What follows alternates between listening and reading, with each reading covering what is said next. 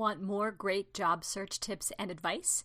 Head to 5strengths.com/webinar to register for Break the Six-Figure Salary Barrier, Master Your Executive Job Search. In this free webinar, I'm presenting my best strategies for your successful job search. Again, register for Break the Six-Figure Salary Barrier, Master Your Executive Job Search at 5strengths.com/webinar. Now on to the show.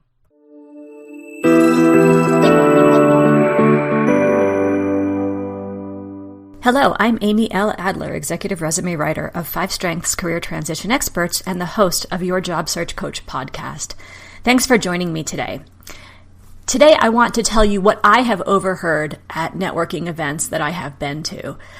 Although the words aren't the same, the fundamental concept is something like, hello, nice to meet you, what are you doing here?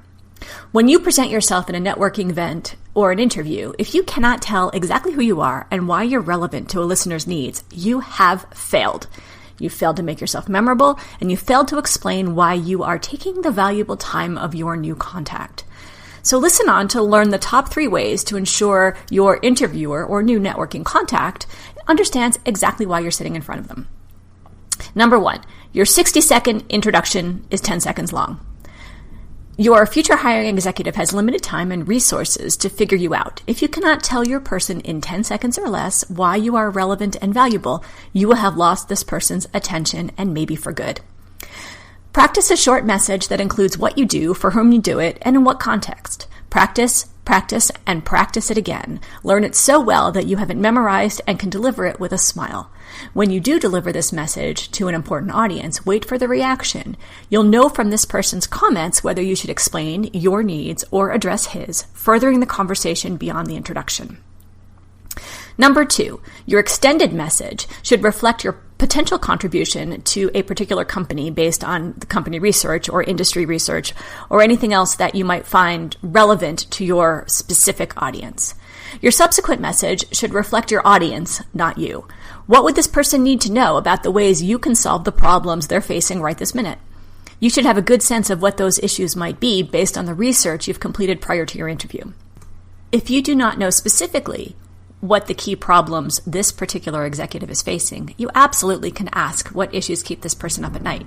You might be surprised by the person's candor, and this can spark a complex conversation in which you offer your own brand of solutions. Number 3, keep lines of communication open.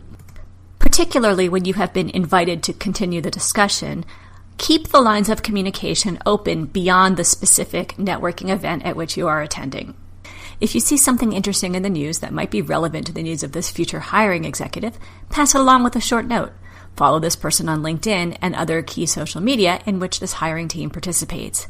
Every now and then, like or retweet the posts or comment on them in a relevant way. Then, when you see these individuals at future networking events, you will have maintained a long-standing connection with them that turns these new connections into real contacts.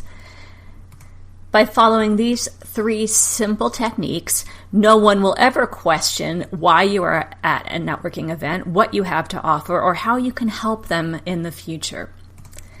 So thanks again for listening to this very short episode of Your Job Search Coach. I invite you to subscribe to this podcast at 5strengths.com/iTunes or 5strengths.com/Stitcher. If you have any questions that you think I can answer for you on this podcast, please message me at aadler@5strengths.com. I will feature your question in my next podcast.